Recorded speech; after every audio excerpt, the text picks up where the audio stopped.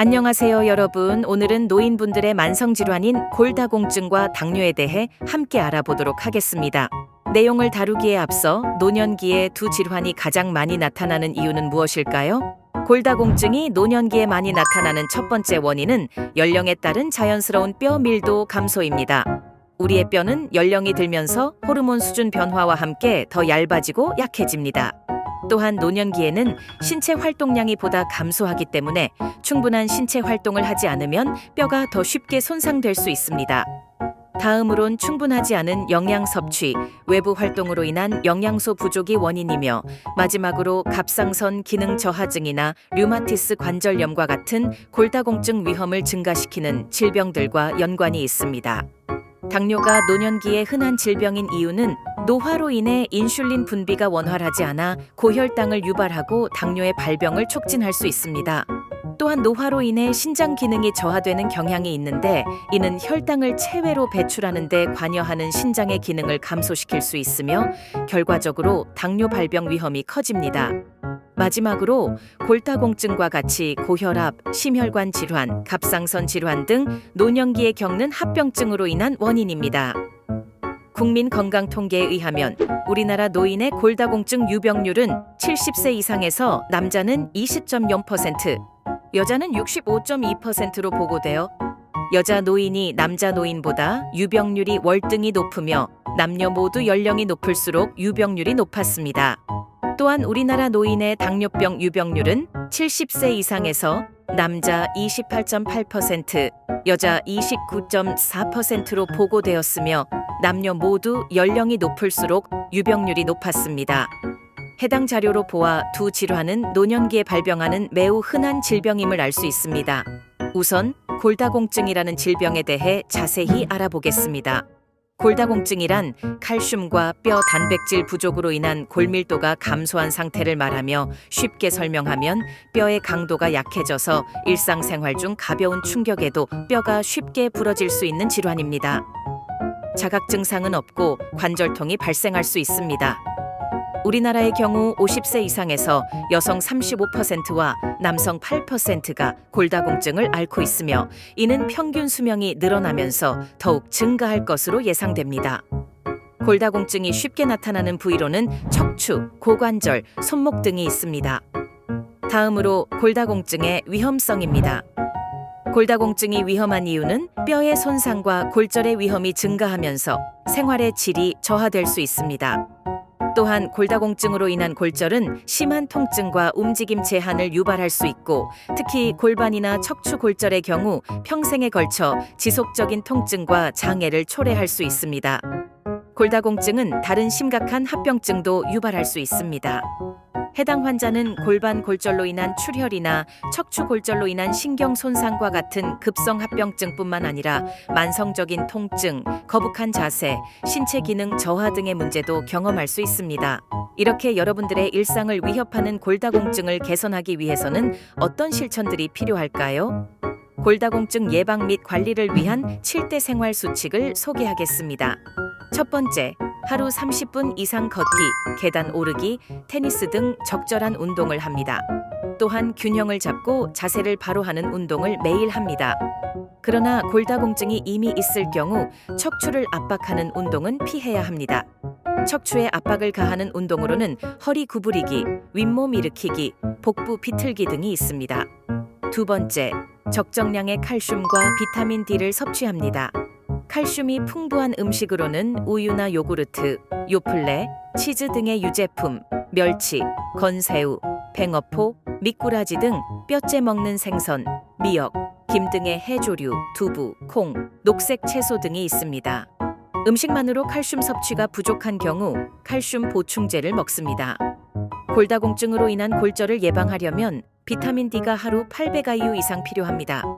비타민 D는 오후 2시에서 4시경 하루 20분 이상 햇볕을 쬐면 피부를 통해 400IU 이상 만들어지며 고등어, 정어리, 참치, 꽁치 등 등푸른 생선, 달걀 노른자 등의 음식을 통해 섭취할 수 있습니다. 또한 단백질, 유당, 비타민 C, 비타민 K가 풍부한 시기를 섭취해야 합니다. 세 번째, 담배는 반드시 끊습니다. 흡연은 장의 칼슘 흡수율을 떨어뜨리며 여성 호르몬을 감소시켜서 골밀도를 낮춥니다. 흡연하는 여성은 골밀도 감소가 빠르게 진행하고 골절 위험도 증가하게 됩니다. 네 번째, 술은 하루에 한두 잔 이하로 줄입니다. 종류와 관계없이 하루 3잔 이상 술을 마시면 뼈 건강에 해롭고 음주는 판단력과 운동 기능을 저하시켜 낙상을 유발하며 이는 골절의 원인이 됩니다. 다섯 번째, 카페인 섭취는 줄이고 음식은 가능한 싱겁게 먹습니다. 과도한 양의 카페인 섭취는 엉덩관절 골절의 위험성을 높입니다. 짜게 먹는 습관은 소변으로 빠져나가는 칼슘의 양을 증가시켜 뼈에 나쁜 영향을 줄 수 있습니다. 여섯 번째, 넘어지지 않도록 주의합니다.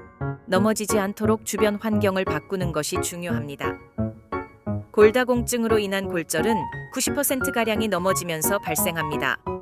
무거운 것을 들어 올리거나 허리를 구부려서 물건을 짚는 행위를 피합니다. 마지막 7번째, 골밀도 검사를 정기적으로 검사받아야 합니다. 골다공증으로 발생하는 골절 위험은 연령이 높아질수록 크게 증가합니다. 골밀도 검사는 65세 이상의 모든 여성과 70세 이상의 남성에게 권장되며 또한 전문의와 상담 후 개인 특성에 맞게 약물 치료를 유지하여 높은 효과를 유지할 수 있습니다. 다음은 당뇨병입니다. 당뇨는 혈당 조절 기능에 이상이 생겨 혈당 농도가 정상 범위를 벗어나는 질병입니다. 여기서 혈당은 혈액 속에 있는 포도당의 농도를 이르는 말로 우리 몸의 에너지원으로 쓰이며, 인슐린은 췌장에서 만들어지는 호르몬으로 혈당을 세포 안으로 넣어주는 역할을 합니다. 반면 인슐린이 제대로 작용하지 못하는 경우에는 혈당이 세포 속으로 이동하지 못하고 혈액 속에 점점 많아지면서 혈당이 높아지게 됩니다. 혈액 속에 넘치는 혈당은 혈액을 끈적하게 만들어 우리 몸 구석구석을 다니며 여러 가지 합병증을 일으키게 됩니다. 당뇨병은 혈당을 통해 진단할 수 있습니다. 공복 혈당이란 8시간 이상 금식 상태에서 혈당 수치를 측정하는 것으로 정상은 100 미만이며 126 이상이면 당뇨병입니다. 식후 혈당은 식사 후 2시간 이후에 측정해야 하며 정상 수치는 140 미만이나 200 이상일 때 당뇨병입니다. 당화혈색소 검사는 3개월 동안 평소 혈당 수치를 측정하는 것이고 정상 수치는 5.7% 미만이며 6.5% 이상이면 당뇨병입니다. 다음은 당뇨병 증상에 대해 알아보겠습니다. 당뇨병은 고혈당이 될 때까지 증상이 거의 없어 건강검진으로 처음 알게 되는 경우가 많습니다. 혈당이 200에서 400 이상으로 계속 올라가면 단뇨, 다음, 다식과 같은 3다 증상이 나타나는데요. 단뇨는 혈액 속의 혈당을 밖으로 내보내려고 소변을 자주 보게 되는 것을 말합니다. 소변으로 수분이 자꾸 빠져나가면 갈증이 생겨 물을 많이 마시게 되는데 이 현상을 다음이라 하고, 혈당이 에너지로 쓰지 못하고 소변으로 버려지니 허기가 져서 계속 많이 먹게 되는 것을 다식이라고 합니다. 이외의 전신 증상으로는 체중 감소와 피로감 등도 나타납니다. 혈당을 제대로 관리하지 않을 경우 결국 합병증이 오는데, 고혈당은 혈관 손상을 유발하고 동맥경화를 촉진할 수 있으며 이는 심장질환, 심근경색, 뇌졸중 등의 심혈관 질환 발생 위험을 증가시킵니다. 또한 혈관 손상에 직접적인 영향을 주어 당뇨병 망막병증, 당뇨병 신증, 족부궤양과 같은 미세혈관 합병증이 나타납니다.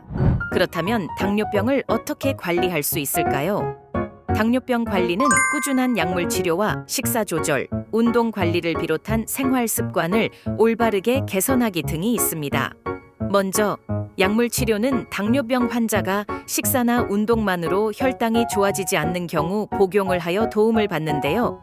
약의 종류는 많지만 약마다 효과나 특성이 다르기 때문에 처방할 때 의사 선생님과 상의하시기를 바랍니다. 다음은 식사입니다. 가장 중요한 것은 골고루 제때 음식을 먹는 습관입니다. 노인분들의 포도당 내성을 향상하기 위해서는 저탄수화물, 고식이섬유 식사가 좋습니다. 씹는 것이 수월한 부드럽게 조리된 채소, 과일류, 해조류 등을 충분히 먹도록 합니다. 설탕, 꿀 등 단순당이나 고당분 제품은 혈당을 급속하게 증가시킬 수 있으므로 섭취를 제한하는 것이 좋고, 식사에 충분한 단백질을 포함하는 것이 중요하지만 지방 함량이 높은 고단백 식품은 심혈관 질환의 위험을 증가시킬 수 있으므로 저지방 단백질을 선택하는 것이 좋습니다. 고령층의 당뇨 식단 관리법 가위바위보만 기억하세요. 한 끼에 나물 2종류를 먹고 밥은 주먹 크기만큼이 적당하며 단백질 식품은 손바닥 크기로 먹으라는 의미입니다. 평소 적은 식사와 주된 활동 장소가 실내인 점으로 비타민 D, 비타민 B12가 부족할 수 있기에 미량 영양소를 보충해야 합니다. 이외에도 노년기에 필수인 칼슘을 보충해주기 위해서 우유나 유제품을 간식으로 추가 섭취하는 것이 좋습니다.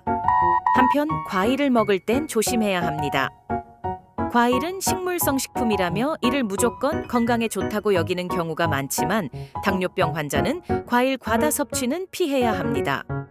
최근에는 품종의 개량을 통해 과일의 당도가 높아졌기 때문에 당뇨병에 좋지 않습니다. 혈당 조절에 관여하는 근육을 키울 수 있도록 과일 대신 단백질을 충분히 섭취하는 습관을 들이기를 권합니다. 마지막으로 운동 관리에 대해 알아보겠습니다. 당뇨병 환자에게 규칙적으로 꾸준히 할 수 있는 운동이 좋습니다. 걷기와 같은 유산소 운동을 추천하며 무릎이 불편하신 경우에는 수영이 가장 좋겠습니다. 자신의 체중이나 중력을 이용한 근력 운동을 병행하는 것도 추천해 드립니다. 단 근력 운동은 혈압을 상승시킬 수 있기 때문에 당뇨병 이외에 고혈압과 심뇌혈관 질환 등을 가진 경우에는 근력 운동을 피하는 것이 좋습니다. 다음은 당뇨병 관리의 주의사항인 저혈당 증상이 있는데요. 당뇨병 환자의 경우 저혈당이 나타나면 마치 며칠 끼니를 굶은 것처럼 기운이 없고 손이 떨리며 창백해지거나 식은땀 증상이 나타날 수 있습니다. 급격하게 올 경우 쓰러지거나 의식을 잃을 수 있고 몇 시간이 지나면 목숨을 잃을 수도 있습니다. 이런 증상을 느낀다면 사탕 3개, 주스 반잔, 콜라 반캔, 요구르트 1병 등 단순당 식품을 섭취해 저혈당에 손쉽게 대처할 수 있습니다. 따라서 평소 저혈당 증상이 무엇인지, 내 혈당이 얼마일 때 저혈당 증상이 나타나는 수치가 언제인지 잘 알아두었다가 바로 대처할 수 있기를 바랍니다. 지금까지 노년기에 흔히 발생하는 골다공증과 당뇨의 중요성과 예방 및 관리 방법에 대해 다뤄보았습니다. 골다공증은 뼈의 밀도가 감소하여 뼈가 약해지는 질환으로 골절과 함께 생활의 질을 저하시키는 위험이 있습니다. 당뇨는 혈당 조절 기능에 이상이 생겨 혈당 농도가 높아지는 질환으로 심각한 합병증을 유발할 수 있습니다.